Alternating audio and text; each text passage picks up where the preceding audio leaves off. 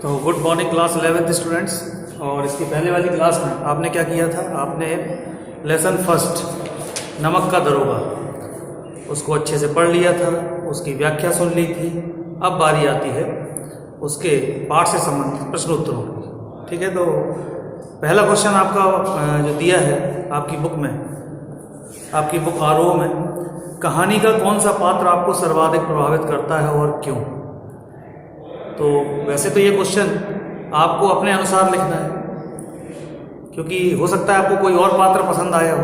ये कोई आवश्यक नहीं कि जो पात्र मुझे पसंद आया वही पात्र आपको भी पसंद आया हो, लेकिन फिर भी नैतिक रूप में, ठीक है, और समाज को ध्यान में रखते हुए जो इस कहानी का बंसीधर नामक पात्र है वो हमें सर्वाधिक प्रभावित करता है।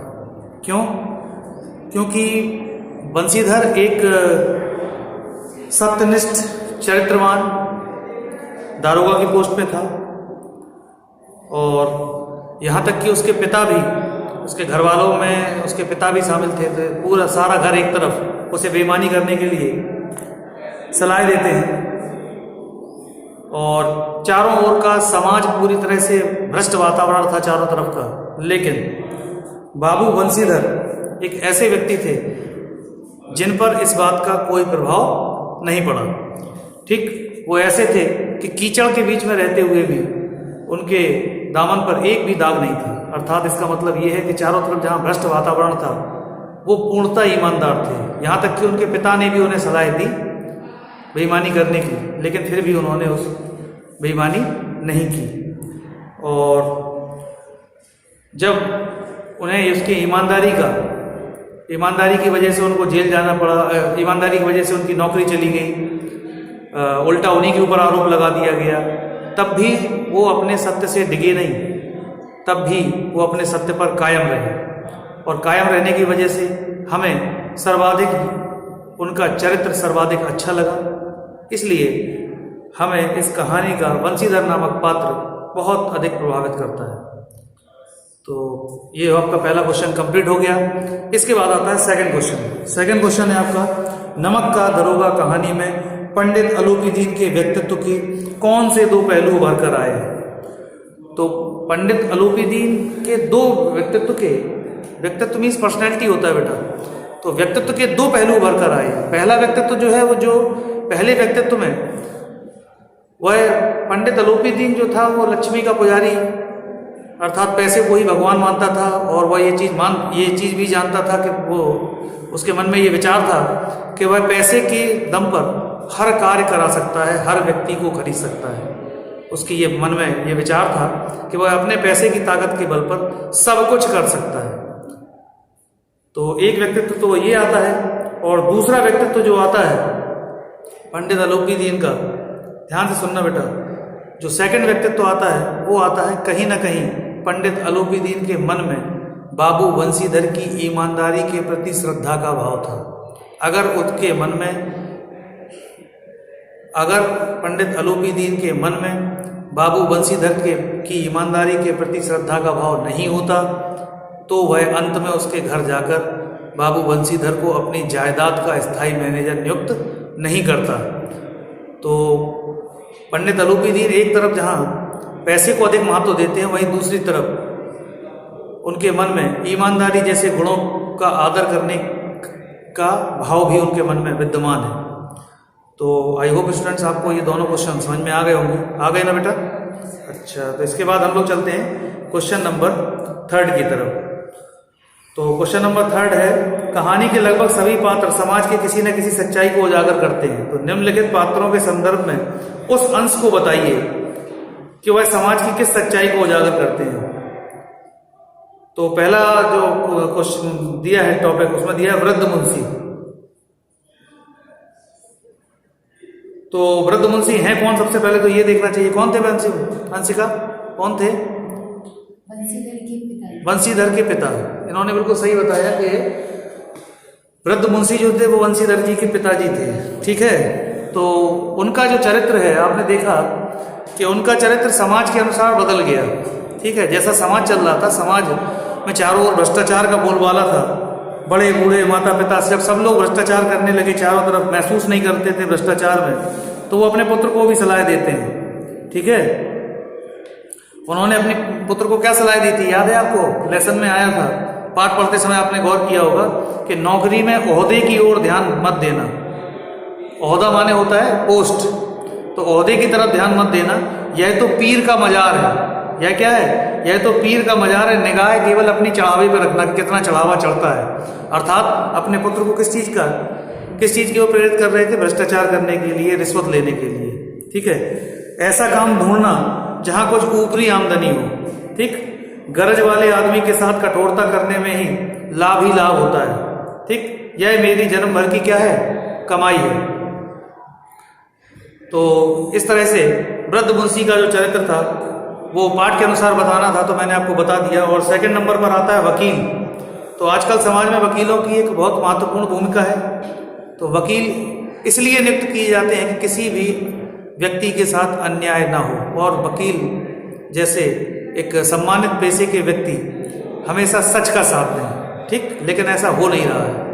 हो ये रहा है कि पैसे के लालच में वकील लोग जितने वो अन्याय का साथ देने लगते हैं। ठीक है, जैसा इस पाठ में हुआ। इस पाठ में क्या हुआ था, सभी को पता था कि इस केस में जो बाबू बंसीधर ने पंडित अलूपीदीन को गिरफ्तार किया था तो वो सही किया था, लेकिन फिर भी सारे वकीलों ने उल्टे सीधे आरोप लगाकर, गवाह बदलवाकर बंसीधर को ही दोषी साबित करा दिया तक कि नहीं। अच्छा, तो पाठ के अनुसार बताना है तो पाठ की 1-2 पंक्ति भी लिखनी पड़ेगी इसमें। ठीक है, तो पाठ की पंक्ति थी, जब नमक पर वकील क्या कहते हैं कि वह वकील लोग कानूनी या गैर कानूनी काम की परवाह किए बगैर केवल धन एकत्र करने में लगे रहते हैं। ठीक, जब नमक पर पाबंदी लगी और नमक के दरोगा को क्या पद महत्वपूर्ण हो गया तो सभी वकील यही चाहने लगे कि वे वकालत छोड़कर क्या कर जाएं, विभाग के दरोगा बन जाएं, क्योंकि ये एक ऐसी पोस्ट थी जिसमें ऊपरी आय का साधन बहुत ज़्यादा था। तो सरकारी हो या गैर सरकारी वकील, वे न्याय की जीत पर खुश होने की बजाय अपने मुवक्किल की जीत पर अधिक खुश होते हैं, चाहे वह मुवक्किल दोषी हो या निर्दोष हो। तो वे न्याय का गला दबाकर खुशी मनाते हैं, केवल धन एकत्र करने में लगे रहते हैं। तो इससे न्याय की सबसे बड़ी पराजय, वकीलों ने यह फैसला सुना और उछल पड़े। जब बाबू पंडित अलूपीदीन को बाइज्जत बरी किया गया तो ये फैसला सुना और सारे वकील क्या हो पड़े थे, उछल पड़े थे, जबकि वकील ये बात जानते थे कि पंडित अलूपीदीन दोषी हैं और बाबू बंसीधर एक ईमानदार व्यक्ति है। तो इसके बाद आता है शहर की भीड़।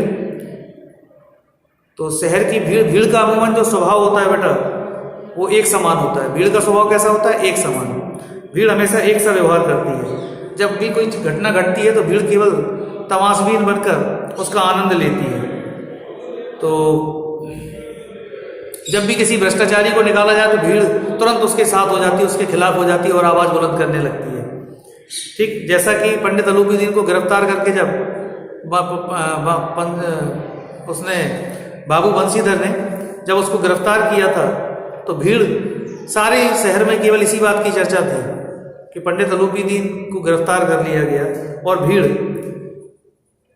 दूसरे दिन जब पंडित अलूपीदीन अभियुक्त होकर कांस्टेबलों के साथ हाथ में हथकड़ियां डाले, हृदय में गिलानी और क्षोभ से भरे लज्जा से गर्दन झुकाए अदालत की तरफ चल रहे थे तो सारे शहर में एक हलचल सी मच गई थी। और मेलों वगैरह में कदाचित ये हलचल देखने को नहीं मिलती, इसलिए भीड़ के मारे और छत की दीवार में कोई भेद ना रहा। सीधी सी बात है कि जिस तरफ भीड़ झुक जाती है उसी का पलड़ा कैसा हो जाता है, भारी हो जाता है। तो इसके बाद ये क्वेश्चन आपका, ये प्रश्न भी पूरा हो गया। अगला क्वेश्चन है आपका, नमक का दरोगा कहानी के कोई 2 अन्य शीर्षक बताते हुए उसके आधार भी स्पष्ट कीजिए। तो नमक के दरोगा कहानी के कोई 2 अन्य शीर्षक कोई भी हो सकते हैं। शीर्षक अगर देना है तो शीर्षक या सत्य की जीत हो सकता है एक शीर्षक, एक ईमानदारी भी एक शीर्षक हो सकता है। ठीक, क्योंकि पूरा पाठ इन्हीं 2 कॉन्सेप्ट पर, इन्हीं 2 टाइटल पर बेस्ड है। ईमानदारी जैसे गुणों को बच्चों में विकसित करना ही इस पाठ का उद्देश्य है। प्रेमचंद जी ने ये कहानी जब लिखी तो समाज में जो चीज़ें उन्होंने अपने आसपास देखी, उन्हीं चीज़ों को उन्होंने अपनी लेखनी के माध्यम से दर्शाने का प्रयास किया था कि नहीं। तो इस पाठ के 2 अन्य शीर्षक सत्य की जीत और ईमानदारी भी हो सकते हैं। तो क्वेश्चन नंबर 6 लास्ट क्वेश्चन है आपका। कहानी के अंत में अलौकिदीन के वंशीधर को नियुक्त करने के पीछे क्या कारण हो सकते हैं, तर्क सहित बताइए। तो कहानी के अंत में पंडित अलौकिदीन ने बाबू बंशीधर को अपनी जायदाद का स्थायी मैनेजर बना दिया। वास्तव में पंडित अलौकिदीन पैसे का पुजारी माना गया है, लेकिन फिर भी उसे अपने लोगों पर विश्वास नहीं है। उसे मन में उसे ये बात पता है कि आजकल कोई भी व्यक्ति जरा से पैसे में क्या हो सकता है, बिक सकता है। ठीक है, उसने, क्योंकि उसका स्वयं का मानना था कि पैसे के दम पर सबको खरीदा जा सकता है, लेकिन उसने अपने जीवन में आज तक बाबू बंशीधर जैसा कोई ईमानदार व्यक्ति नहीं देखा था, जिसको चाहे जितना लालच दिया गया लेकिन वो व्यक्ति टस से मस नहीं हुआ और उसने अपनी ईमानदारी नहीं छोड़ी। जो हजारों रुपए की रिश्वत के सामने अडिग रहा, अपनी संपत्ति की सुरक्षा के लिए उसे ऐसा ही व्यक्ति चाहिए था। ठीक है, ईमानदार और कठोर प्रबंधक चाहिए था, जिस पर लोभ और धन का या बेईमानी का कोई प्रभाव ना हो, जो लोभ लालच में ना आए। और इसीलिए उसने बाबू बंशीधर को अपनी जायदाद का स्थायी मैनेजर नियुक्त कर दिया। तो बच्चों, इस तरह से आपका ये पहले लेसन के प्रश्नोत्तर कंप्लीट हो गए। अब आप इन सबको अपने नोट में, फेयर नोट में कंप्लीट कर लेना।